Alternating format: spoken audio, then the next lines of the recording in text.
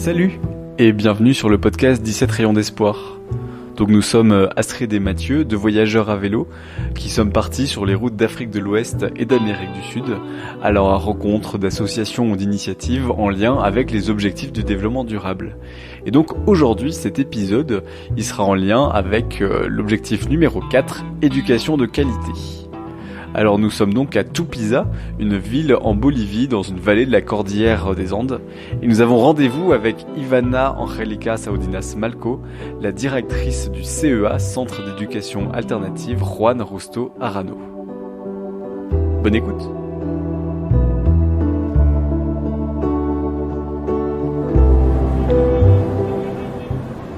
Il est 19h, il fait déjà nuit et ça y est, on est devant le CEA, donc ce centre d'éducation alternative. Alors c'est marrant parce que à côté de nous en fait il y a un stade, donc on entend vachement les holas des supporters et on voit des adultes qui rentrent dans ce bâtiment, dans le bâtiment de l'école. Alors on voit pas très bien parce qu'il fait nuit, mais ça fait bâtiment en béton avec des grandes fresques sur les droits de la femme. Et là, on attend Angélica qui devrait venir nous voir très bientôt. Ce qu'il faut savoir, c'est qu'en Bolivie, il y a beaucoup d'adultes qui ont commencé à travailler très jeunes et donc qui ont dû quitter l'école très tôt. Et face à cela, l'État a créé des CEA, des centres d'éducation alternative. Et ici, au centre Juan Justo Arano, on a 628 adultes qui étudient ce semestre. Y es el único centro de educación alternativa. Il s'agit du seul centre d'éducation alternative qui propose à la fois un enseignement primaire pour adultes, un enseignement secondaire pour adultes et un enseignement professionnel et technologique pour adultes. Nous avons ces trois filières, le niveau secondaire, le niveau primaire et dans la filière professionnelle et technologique, nous avons 9 spécialités, 9 carrières. Alors, quelles sont ces 9 carrières ? Nous avons le tourisme communautaire, nous avons la gastronomie, la fabrication de textiles, la filière soins et beauté, nous avons la mécanique automobile, la menuiserie, l'électronique, la construction civile et l'informatique.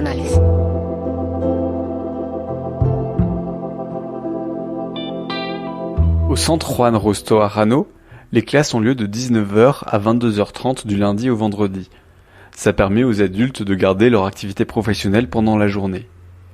Ici, les professeurs sont appelés facilitateurs, parce qu'ils facilitent l'apprentissage. Et les élèves sont appelés participants, parce qu'ils viennent avec des connaissances préalables. Comme le dit Angélica, souvent, les professeurs apprennent beaucoup des élèves. Alors Angélica nous a amenés avec elle et là on est en train de traverser la cour de l'école. On entend des bruits dans les classes et en fait elle nous emmène jusqu'à une classe de tourisme communautaire, je crois. C'est là où on va découvrir comment ça fonctionne l'éducation et les classes avec les adultes. Hola, ¿cómo estás?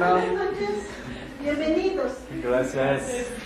Esta es la carrera de turismo. Turismo. Ah.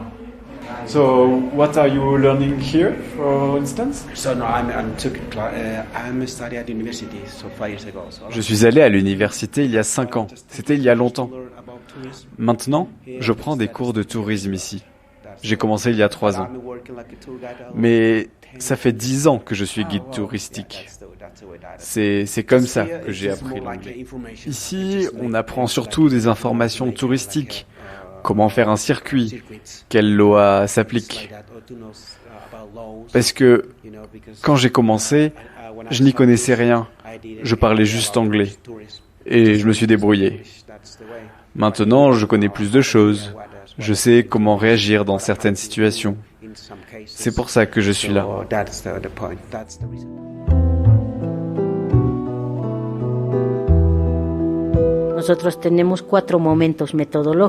La méthode se découpe en 4 phases. La première est la pratique, puis la théorie, la valorisation et la production. L'enseignant commence donc par la pratique. Et que signifie la pratique? La première chose que l'enseignant doit faire est de présenter aux étudiants le sujet qui va être développé ce soir-là. Donc le professeur les interroge. Imaginons qu'il s'agisse de la fabrication de jupes, par exemple. Il leur demande s'ils ont déjà entendu parler de la fabrication d'une jupe. Comme tous les élèves ont déjà des connaissances préalables, c'est important de savoir ce qu'ils savent déjà sur ce qui va être développé. L'enseignant entre alors dans la phase théorique, puis montre la valeur de ce qu'ils sont en train d'apprendre. Après ces 3 étapes, c'est la production. L'élève doit fabriquer la jupe. C'est ça le travail qui se développe soir après soir chez nos enseignants. Tiene que hacer la falda. Ese es el trabajo que desarrolla noche a noche nuestros maestros. Alors maintenant, on va aller voir une autre classe. A priori, c'est une classe d'enseignement général, le premier niveau du niveau secondaire, donc l'équivalent de la 6e pour nous. Et a priori, il devrait être en examen, un examen de littérature et de texte scientifique, donc il va falloir pas trop faire de bruit.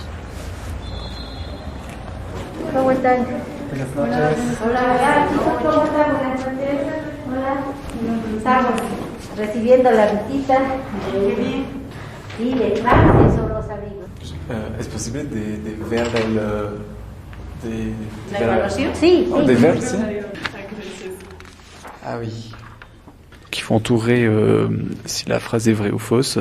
Il y a par exemple... Les textes scientifiques sont des textes qui abordent les thèmes de connaissances scientifiques, vrai ou faux. Et ensuite, il faut répondre à différentes questions. Comment on explique un texte scientifique? Est-ce que vous pouvez résumer la légende del Cóndor Ripiña? Voilà. Muchas gracias.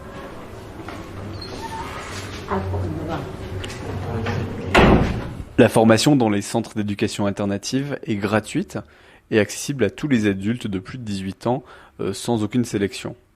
À la fin, ils peuvent obtenir l'équivalent bolivien du baccalauréat, le bachiller, ou une certification technique.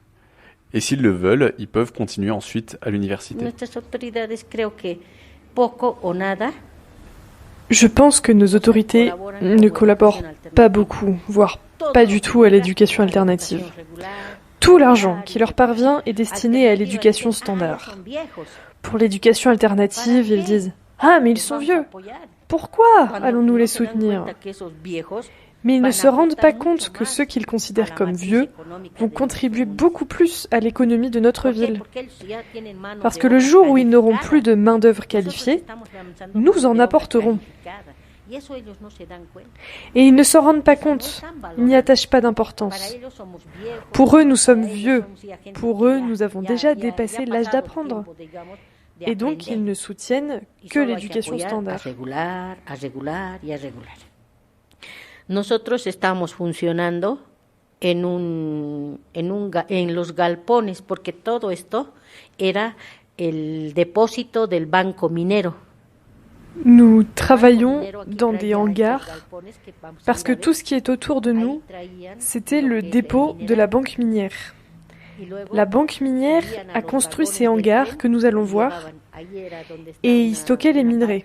Ensuite, le minerai était déposé dans les wagons du train qui entraient et sortaient par là. Nous avons pris ces 2 terrains pour qu'ils nous appartiennent. On ne nous les a pas donnés. Les étudiants et les enseignants de l'époque ont dû passer à travers les murs pour qu'ils soient à nous.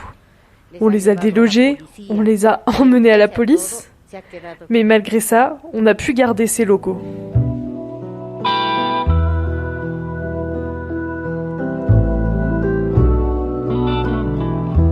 Comme nous l'explique Angélica, les locaux sont vraiment indispensables pour le centre. En particulier pour des cours très techniques comme celui de coiffure que nous allons voir tout de suite. Pour un tel cours, les élèves ont besoin d'une salle dédiée avec des miroirs, des fauteuils et tout le matériel nécessaire pour apprendre dans de bonnes conditions. No voten, no voten. ¿Cómo está, profesor? Tenemos Carla, buenas noches. Tenemos la visita de 2 súbditos franceses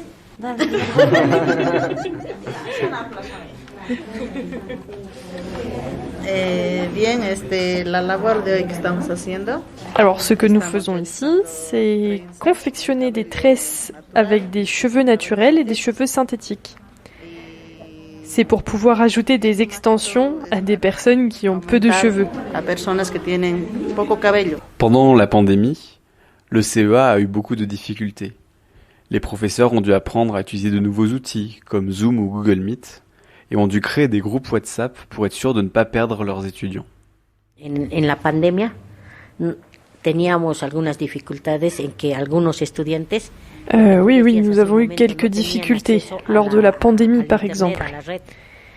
Certains étudiants, comme je l'ai dit, n'avaient pas accès à Internet, au réseau. Et comme ils n'avaient pas accès au réseau, certains d'entre nous, les enseignants, on a pris des risques. En se cachant, nous sommes venus donner des cours, surtout pour la filière professionnelle et technologique. Ce sont des filières qui demandent beaucoup de manipulation. Par exemple, en couture, les étudiants ont suivi leurs cours sur Internet, mais ils ne pouvaient pas manipuler parce qu'ils n'avaient pas les machines. Et l'enseignante est venue et m'a dit « Professeur, allons-y, allons-y !» Je ne sais pas si nous avons pris beaucoup de risques. Oui, nous avons pris beaucoup de risques. Nous avons même dû échapper aux autorités. Nous avons dû nous cacher, parce qu'ici la police faisait des rondes. Nous avons dû trouver nos propres stratégies.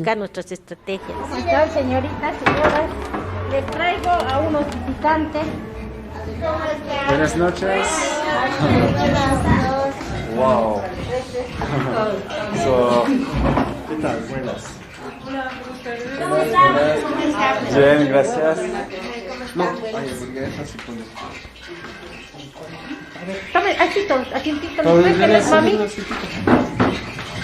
Aquí es gastronomía. Gastronomía. Ok. Ah, gracias.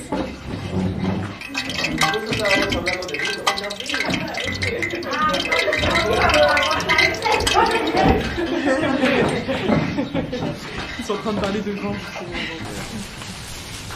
Las estudiantes han hecho una pequeña inversión de dinero. Les étudiants ont fait un petit investissement pour créer une entreprise afin que le cours de gastronomie soit autofinancé. Normalement, dans les écoles, il y a une boutique qui s'appelle le kiosque, où les gens vont pour acheter des sucreries et d'autres choses. Et mes élèves ont décidé de créer leur kiosque pour générer leurs propres ressources et ainsi pouvoir acheter ce dont ils ont besoin pour la formation, comme des ingrédients ou des ustensiles. En ce moment, ils cuisinent ce qu'ils vont vendre aux autres étudiants de l'école. Au début, ils préparaient uniquement des sandwichs. Et maintenant, comme vous pouvez le voir, ils ont des bonbons, des boissons non alcoolisées, des sandwichs et du café.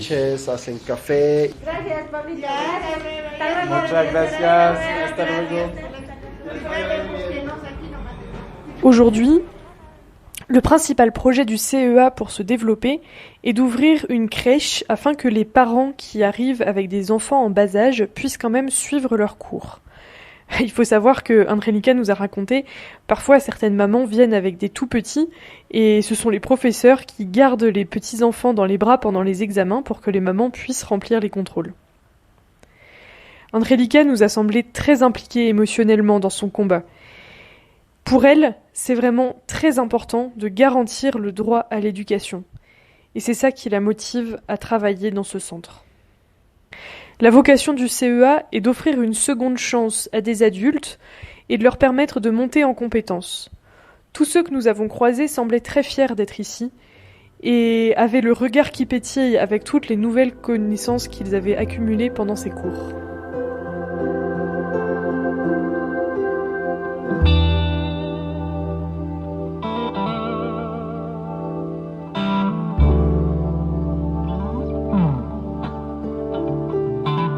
C'est la fin de ce podcast, on espère qu'il vous a plu.